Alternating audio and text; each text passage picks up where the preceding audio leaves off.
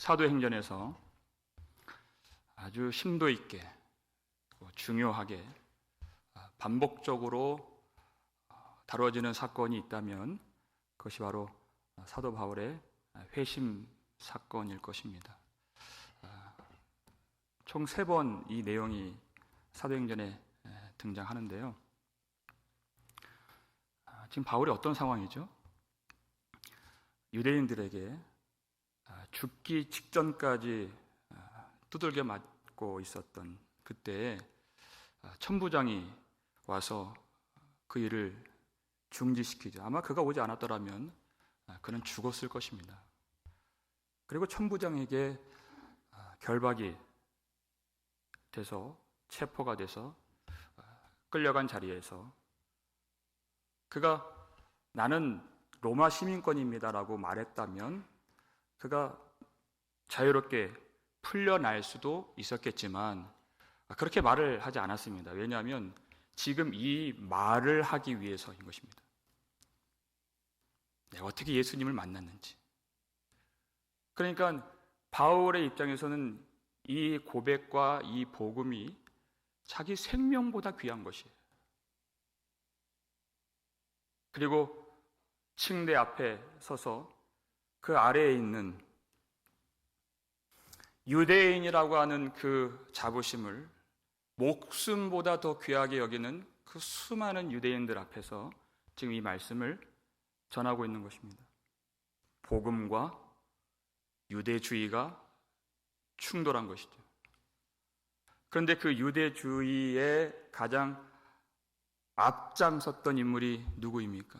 바로 바울 자신입니다. 평생 율법을 지키고 하나님을 섬겼다고 하는 그 자부심, 자신감, 그것이 가득했던 바울이었는데 그것이 한순간에 무너져 내린 사건, 참 빛을 만난 겁니다. 호련히 하늘로부터 큰 빛이 그를 둘러 비치는지라. 여러분, 바울이 이 큰 빛을 고린도후서 4장을 보면 무엇과 연결시키냐면 창조의 빛과 연결을 시켜요. 그걸 깨달은 거예요. 고린도후서 4장 6절 보면 어두운 데 빛이 빛이라 말씀하셨던 그 하나님이 예수 그리스도의 얼굴에 있는 하나님의 영광을 아는 빛을 우리 마음에 비추셨느니라. 중요한 건 어두운데 빛이 빛이라 말씀하셨던 그 하나님이 예수 그리스도 얼굴에 있는 하나님 영광을 아는 빛을 우리 마음에 비추셨느니라. 지금 바울이 창조 사건을 지금 언급하면서 복음을 설명해요. 창세기 1장 3절이죠. 하나님이 빛이 있으라 하시니 어떻게 됐어요? 빛이 있었고. 잘하시네요. 이게 3절이에요. 그럼 퀴즈. 4절은 어떻게 될까요? 여러분, 빛이 생겼어요. 그럼 어떻게 되는 거예요? 3절은 잘 아세요, 보니까. 4절은 어떻게 되는 거예요? 빛이 비쳤어요. 그러면 어둠이 어떻게 돼요? 물러간다고 생각하시죠? 맞아요. 그거는 요한계시록 22장 5절에서 성취가 되는 거예요. 그 과정이 역사고 인생인 것입니다. 계시록 22장에서는 다시 밤이 없겠고 성취가 돼요. 빛이 비치면 어둠이 없어져요. 근데 그 과정이 뭐냐? 그 과정이 복음이에요. 창세기 1장 보세요.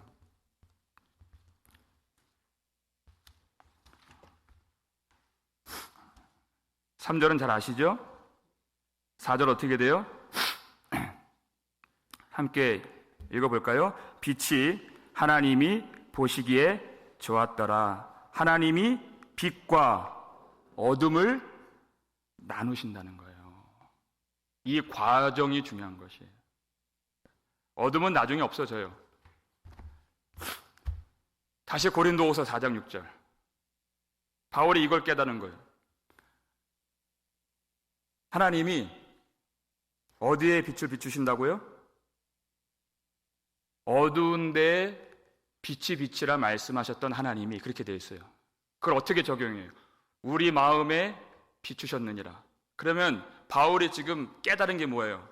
우리 마음이 무엇이었다? 어둠이었다라는 걸 말하고 싶은 거예요. 빛이 오니까 빛과 어둠이 구별되었다라고 하는 것을 말하고 싶은 것이에요. 몰랐어요.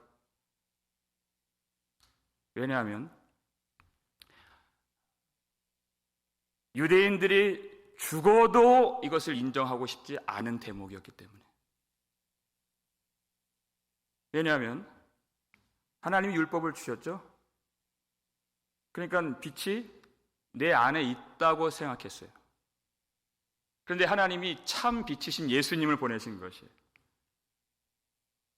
아니, 이 빛이 이 안에 있는데 예수님이 오시자마자 처음부터 회개하라, 천국이 가까이 왔느니라 말씀하시죠. 이 복음을 내가 듣고 수납하기 위해서는 무엇을 인정해야 돼요? 내가 어둠이라고 하는 것을 인정해야 돼. 자기를 버려야 되는 것이에요. 내가 죽었다는 것을 인정해야 복음을 믿을 수 있는 것이에요. 그런데 유대인이 그게 안 된 겁니다. 그러니까 누굴 죽여요? 예수님을 죽인 거예요. 여기서 또 퀴즈.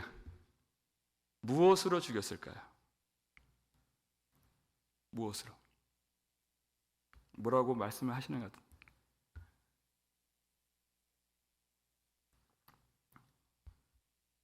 무엇으로 죽였어요?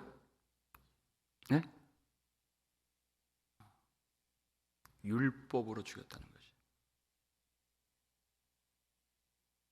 신명기 21장 33절 보면 나무에 달린 자마다 하나님의 그렇죠 저주를 받았음이니라. 그냥 예수를 없애는 것이 목적이 아니라 그것보다 더한 거예요. 예수를 죽여서도 누구도 예수의 말을 하는 이가 없도록 하나님의 저주를 받은 것처럼 죽이는 것이 그들의 계율이고 그들의 목적인 것입니다. 율법으로 죽인 것입니다. 그런데 하나님이 예수를 어떻게 하세요? 다시 살리시는 것이에요. 그걸 부활이라고 그래요. 근데 부활절만 되면 허다한 목사님들이 이 부활의 기적을 믿으라 그래요. 부활은 기적의 강조점이 있는 것이 아닙니다. 하나님이 예수를 살렸다는 것이 무슨 의미예요? 하나님의 증언, 하나님의 증거 무엇입니까? 예수가 죄가 없다 그 뜻입니다. 예수는 하나님의 저주를 받아 죽은 것이 아니다라고 하는 하나님의 증거가 바로 부활 사건이라는 것입니다. 기적의 문제가 아니에요. 예수님이 다시 살아나신 거예요. 예수가 무죄하다 그 뜻이에요. 그렇다면 누가 죄가 있는 겁니까? 율법으로 예수를 죽인 모든 사람들, 거기 이방인이 연루되어 있죠. 유대인이 적극적으로 죽였죠. 자기를 자랑하고 자기 의를 의지하고 자기가 스스로 건축하려고 하는 하나님 나라의 모퉁이 머릿돌을 버린 이 세상 모든 건축자들이 하나님을 몰랐고 하나님의 아들을 죽였다 하는 것이 증명된 것입니다. 그것이 예수 부활의 의미예요. 바울이 그것을 깨달은 거예요. 예수님이 살아나셨다. 여러분, 살아계신 주 찬양하며 우리 마음이 기뻐요. 왜 기쁩니까? 예수님이 살아계시니까 우리가 안전하고 우리를 보호하시고 다 좋아요.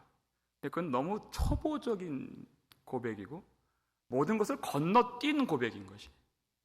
바울이 지금 어디로 가고 있었습니까? 예수 믿는 사람을 죽이려고 가는 길이에요. 근데 살아계신 예수님을 만났다는 겁니다. 무슨 뜻이에요 이것이? 이제까지 살아온 인생이 예수 믿는 자를 결박하고 죽이는 인생이었는데 예수가 살아계신다, 예수가 죄가 없다는 것이 증명되었다 하는 것이 내가 죽었다는 뜻입니다. 내가 하나님을 박해했다는 뜻입니다. 예수 살아계신다는 뜻이 바로 그것이에요. 내가 죽었다는 뜻이에요. 아니, 우리가 봐도 바울은 독특하죠. 공부도 많이 했죠. 기질도 독특한 것 같고, 뭔가 좀 탁월하고, 그리고 예민하고, 그래서 바울이니까 알지 않았을까? 아니요. 사도행전 2장을 보면 학문 없는 범인이라고 했던 베드로가 말씀을 전하는데 어떤 말씀이에요? 그 설교의 골자, 그날도 호련히 성령이 임했어요. 예기치 않은 복음을 전했습니다. 그러니까 유대인들에게 너희가 법 없는 이방인의 손을 빌려 십자가에 못 박은 예수를 하나님이 살리셨고 우리가 그 증인이라. 5 부류예요. 유대인, 이방인, 예수님, 하나님, 사도들 다 등장해요. 이 한 문장이에요. 이게 그 설교였어요. 너희가 이방인과 함께 예수를 죽였고 하나님은 그 예수를 살리셨고 우리는 증인이라. 설교인 것 같은데 하나님의 판결문이었어요. 세상 법정에서는 예수가 죄인 되었습니다. 그래서 십자가에 법으로 죽임을 당했어요. 근데 하늘 법정에 의로우신 재판장이신 하나님께서 판결을 다시 내리시는데 예수는 죄가 없다. 그런데 너희가 이방인들과 하나가 되어서 예수를 죽였다. 그 증인이 사도들이다. 거기에 있는 수를 헤아릴 수 없는 유대인들이 특별한 바울만 그것을 깨달은 것이 아니라 수천 명의 유대인들이 그것을 깨달았어요. 아니, 평생 섬겼던 하나님을 내가 죽였다는데 여러분 어떻게 반응을 했겠습니까? 그때부터 그 말씀을 듣고 마음에 찔려 형제들아 우리가 어찌할꼬, 이 탄식과 부르짖음이 나오는 것이에요. 내가 예수 죽인 자임을 알아야 복음이 참 복음이 되는 것입니다. 그 베드로의 그 복음이 그 속에 뭐가 들어있어요? 그러나 누구든지 주의 이름을 부르는 자는 구원을 받으리라 하는 것입니다. 내가 예수 죽인 자임을 깨닫고 다시 사신 예수 그리스도의 이름을 부르는 자는 구원을 받으리라. 그 말씀을 믿었습니다. 그리고 세례를 받고 죄사함 받고 성령을 받은 자가 몇 명이에요? 3,000명 됐다. 바울이 예민해서 민감해서 똑똑해서 깨달은 것이 아니라 그 수많은 유대인들이 내가 예수 죽인 것을 깨닫고 예수 이름을 부르고 부활하신 예수 그리스도를 의지하여 구원을 받은 사건. 여러분, 사도 바울이 이것을 얘기하고 또 얘기해요. 나중에 아그리빠 왕 앞에서 또 얘기를 해요. 그러니까 이것이 지나간 과거의 문제가 아니라는 것입니다. 현재 내 영혼에 하나님의 긍휼의 풍성함을 날마다 솟아나게 만들어주는 은혜의 원천이 된다는 것이죠. 이게 바로 회심 사건인 것입니다. 우리가 회개를 말하면 아니 목사님 왜 자꾸 지나간 그 죄의 문제를 들추려고 합니까? 여러분 절대 그렇게 말하지 마세요. 잘못된 겁니다. 그것은. 그렇지가 않습니다. 그 십자가 앞에 내가 다시 세워질 때 하나님의 그 말할 수 없는 그 은혜와 긍휼이 우리의 마음에 새롭게 부어지는 그 은혜가 샘솟는 원천이 바로 회개라고 하는 것이에요. 왜 날마다 세월올까? 자, 보세요. 여러분, 생명이 있는 모든 것은 자라게 되어 있습니다. 하나님이 왜 교회를 만들어 주셨죠? 왜 우리가 모여야 하는 것이죠? 에베소서 4장 13절 보면 우리가 다 하나가 되어 하나님의 아들을 믿는 일과 아는 일에 하나가 되어 온전한 사람을 이루어 예수 그리스도의 장성한 분량이 충만한 데까지 이르리니 그랬어요. 그 신앙이, 하나님을 아는 지식이 날마다 자라도록 우리를 모이게 하시고 협력하게 하시고 말씀 듣게 하시고 우리로 이렇게 연합하게 하시고 교회를 세워주셨다는 것이에요. 우리가 처음 예수 믿는 순간이 아마 있었을 거예요. 신앙이 자라니까 뭐가 더 깊어져요? 하나님을 아는 지식이 깊어지니까 그때는 몰랐어요. 근데 하나님을 아는 지식이 깊어질수록 자랄수록 내 죄가 얼마나 큰지를 알게 되는 것이에요. 그러니까 지나가고 끝난 문제가 아니에요. 날마다 우리에게 새로운 은혜를 불러일으키는 원천이 되는 것입니다. 왜 우리가 죄를 알아야 되는가? 하나님의 사랑을 아는 유일한 방식이기 때문에 그렇습니다. 우리 로마서 11장을 한번 찾아볼까요? 로마서 11장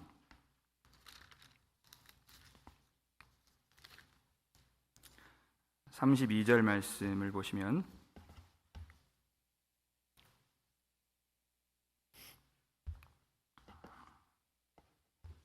로마서 11장 32절을 보시면 로마서 11장 32절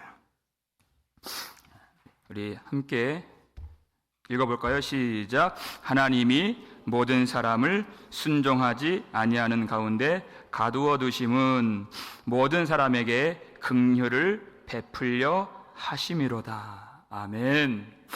잘 보세요. 하나님이 무엇을 주시려고 무엇을 목적으로 이렇게 하시는가? 하나님이 모든 사람을 순종하지 아니하는 가운데 가두어 두심은 그랬어요. 여러분, 이것 자체가 은혜입니다. 이것 자체가 순종하지 않는 불순종 가운데 우리를 가두어 두셨다. 이게 무슨 뜻인가? 결론부터 말씀드리면 이것 자체가 은혜라는 것이. 아담이 범죄했죠. 여러분, 죄의 싹은 뭡니까? 사망이죠. 그런데 하나님의 구원의 계획은 아담이 있기 전에 있다는 거예요. 만세 전에. 그래서 아담에게 뭐가 왔어요? 아담에게는 약속이 주어지고 아담의 후손들에게는 율법이 주어진 것입니다. 여러분, 율법이 오니까 뭐가 드러났어요? 죄가 드러난 거예요. 죄 안에 갇히게 된 것이에요. 무엇 때문에요? 무엇 때문에? 하나님이 우리에게 긍휼을 주시기 위해서. 그거를 깨달은 거예요. 우리를 죽이려고 했으면 벌써 아담이 범죄했을 때 죽이시면 끝나는 문제인데 약속이 주어지고 율법을 통해서 교회를 다니지만 이거 모르는 사람은 죄 그러면 벌써 기분이 상하고 얼굴이 붉어져요. 여러분도 다 그랬어요. 죄 그러면은 경계를 일으켜요. 하나님의 뜻이 무엇인지 모르기 때문에. 하나님이 긍휼을 주시려고 불순종 가운데 우리를 가두어 두셨다는 것이에요.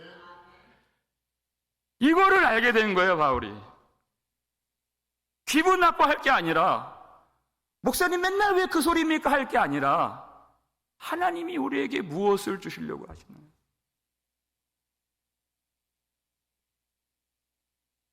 하나님의 사랑을 우리가 무엇으로 알 수 있느냐?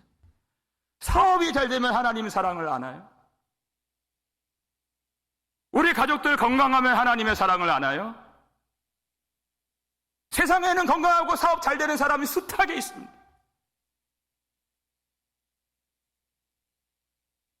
하나님의 말씀이 무엇을 가리키는가를 알지 못하면 하나님의 사랑을 알 수가 없는 것이에요. 무엇이 은혜인가? 하나님의 목적이 무엇인가?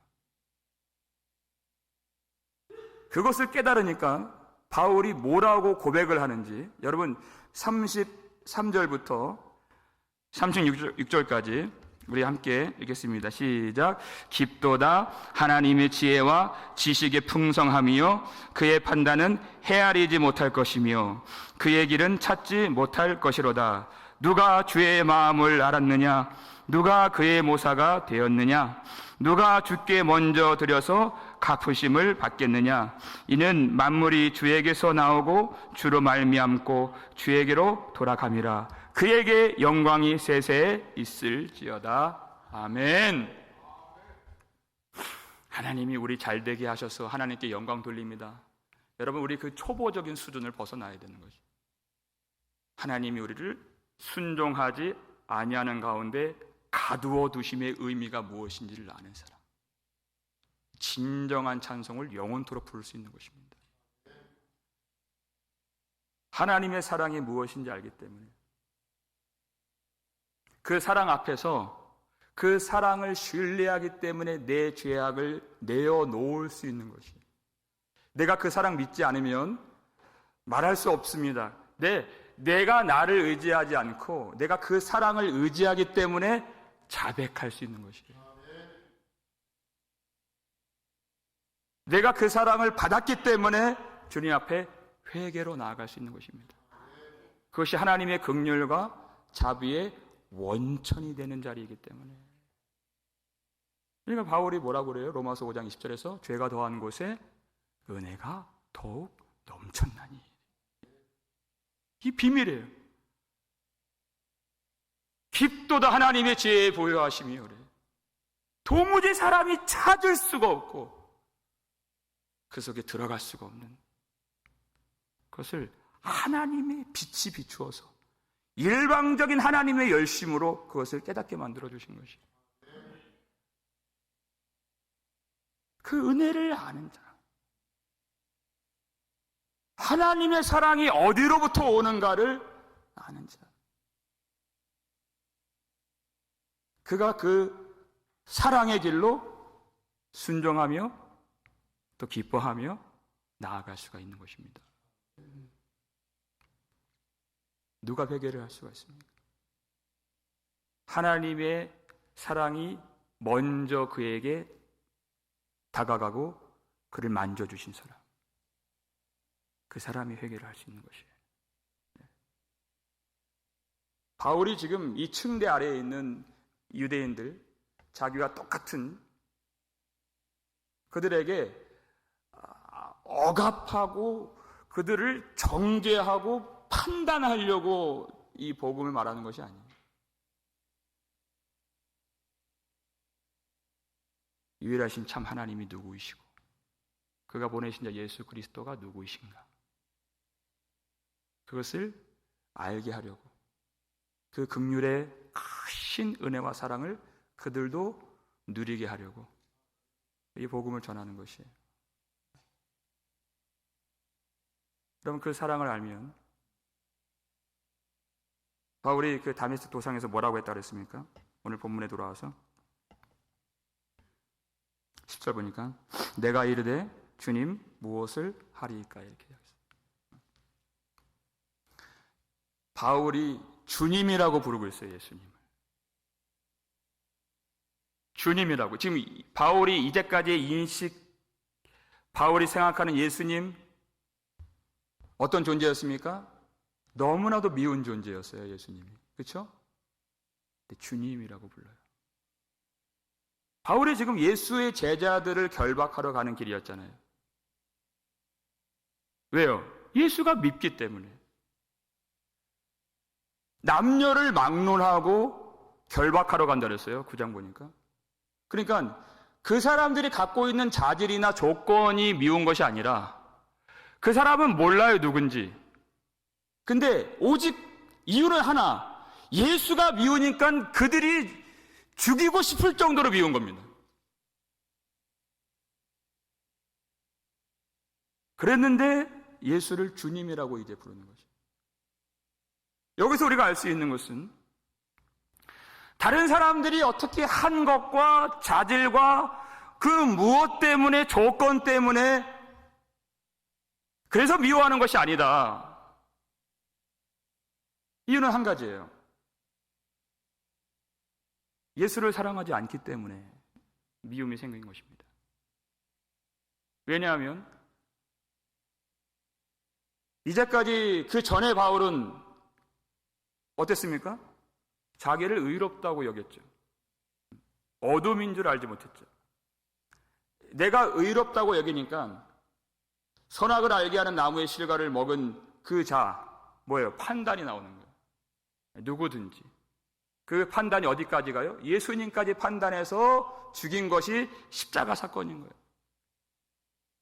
내가 의롭다고 여기면 내 마음에 들어오는 자가 아무도 없는 것입니다. 설령 하나님마저도.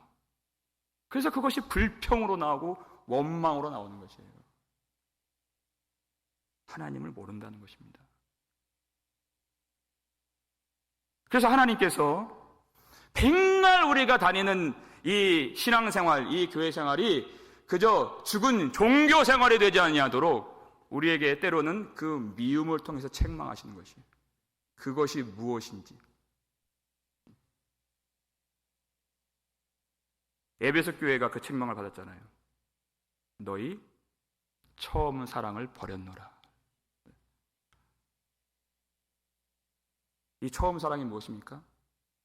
예수 사랑, 형제 사랑. 이 둘은 나누어질 수가 없는 것이 똑같은 겁니다. 예수 사랑이 안 되면 형제 사랑이 안 되는 거예요. 형제 사랑이 안 되는 것은 예수 사랑이 없다는 증거입니다. 그 사랑을 버린 거예요. 여러분, 예수 처음 믿을 때만 회개합니까? 아닙니다. 어디서 떨어졌는지를 생각하고 회개하고 처음 행위를 가지라. 그랬어요.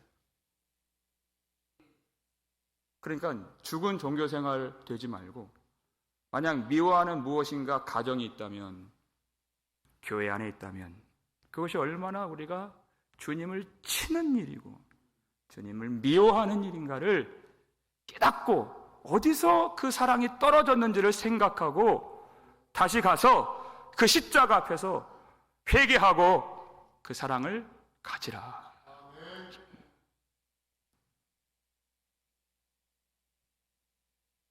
그리고 바울이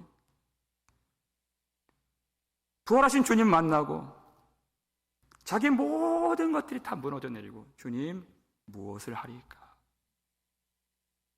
이제까지 정말 그 미움으로 불타올랐던 그 대상 예수님. 근데 앞으로 이제 평생에 사랑으로 섬기게 되는 그 주님의 이름을 이제 비로소 처음 부르는 것이 주님, 내가 무엇을 하리까? 이제까지 그 무지함 속에서 내가 하나님의 자녀라고 하는, 먼저 된 자라고 하는 그 떳떳함, 당당함, 그 자신감으로 말하는 주님이 아니라 자기가 얼마나 어리석은 자인가, 얼마나 하나님을 박해하는 그런 사람이었는가 하는 그 마음이 무너지는 상한 심령 속에서 처음 주님을 부르는 그의 반응이었습니다. 나는 얼마나 무지했고 하나님의 은혜는 얼마나 크셨는가. 거기에서 나오는 주님 무엇을 하리까 하는 거예요. 그러니까 예수님이 뭐라고 말씀하세요? 다메섹으로 들어가라. 다메섹이 어디입니까? 바울이 원래 계획했던, 죽이려고 했던 사람들이 모여있는 그 교회로 들어가라는 것이에요. 그들을 만나라. 네가 앞으로 해야 될 모든 일을 거기서 누가 일러주리라. 여러분, 주님이 알려주시면 되잖아요. 너 어디 가라, 교회를 세워라, 복음을 전해라, 땅끝까지 증인되라. 주님 알려주시면 되는데 주님 그렇게 하지 않으세요. 교회로 들어가라. 네가 죽이려고 했던 그 사람들 속으로 들어가라. 이게 주님의 방법입니다. 우리는 큰 꿈을 꿔요. 천하만국 세계 열방의 교회를 세우고 선교를 하고 하나님의 나라를 확장하는 비전을 갖고, 우리의 고백이에요. 근데 날마다 모여서 얼굴 부대끼고 밥 먹어야 되는 구역 모임에는 가고 싶지 않고, 성교의 모임은 어렵고, 그게 힘들어요. 근데 주님은 먼저 거기를 들어가라는 거예요. 그게 하나님의 뜻이다. 그 허황된 것, 여기 들어가지 않으면 그 모든 비전은 허황된 것이, 이 모든 과정을 다 건너뛰는 것이기 때문에 그 안에 들어가서 그 사람들하고 섞여서 네가 죽이려고 했던 그 마음이 아니라 주님 앞에서 무너진 심령 가운데 부어주신 사랑을 가지고 그들에게 나아가서 먼저 그들의 도움을 받으라. 그것이에요. 근데 바울이 어떻게 다메섹으로 들어갑니까? 큰 빛이 임해서 앞이 안 보여요. 그러니까 사람들이 11절 보니까 나와 함께 있는 사람들의 손에 끌려서 다메섹에 들어갔노라 이렇게 되어 있죠. 당당하게 들어가는 길이 아니에요. 아무것도 안 보이고 이 땅만 더듬는데 누군가의 도움이 없으면 들어갈 수 없는 그 길을 끌려가라는 것입니다. 왜 우리가 교회 생활이 어렵습니까? 내가 강하기 때문입니다. 내 의가 꺾여지지 않았기 때문입니다. 마치 야곱이 야복 나루터에서 하나님 만나죠. 하나님과 밤새도록 씨름해요. 근데 하나님이 환도뼈를 치시고 이 약속의 땅 들어가야 되는데 형 에서를 만나야 되는데 더 강해도 모자를 파네. 그가 절름발이로 장애인이 돼서 약속의 땅에 들어가는 그림처럼 강함으로 가는 길이 아니라 무엇으로 가요? 약함으로 들어가는 길이에요. 하나님의 방법입니다. 내 자랑을 가지고 가는 것이 아니에요. 예수의 흔적을 가지고 들어갑니다. 약함으로 들어갑니다. 나는 모든 것이 내 무거운 굴레인 줄 알았어요. 그 책임은 무겁고 숱하게 떠나고 싶은 내 삶의 굴레인 줄 알았는데 너 거기 들어가라. 주님이 눈을 열어주시니까 그것이 내 삶의 무거운 짐과 굴레가 아니에요. 주님의 은혜의 사슬이었다는 것을 알게 해주시는 거예요. 내가 죽여야 될 사람이 아니라 그들의 도움을 받아야 하나님의 영광의 나라로 들어갈 수 있는, 강함으로 들어갈 수 있는 것이 아니라 약함의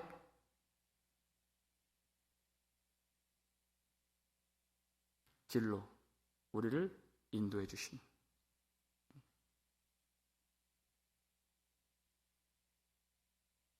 내가 어떤 존재인지를 깨닫고 예수 그리스도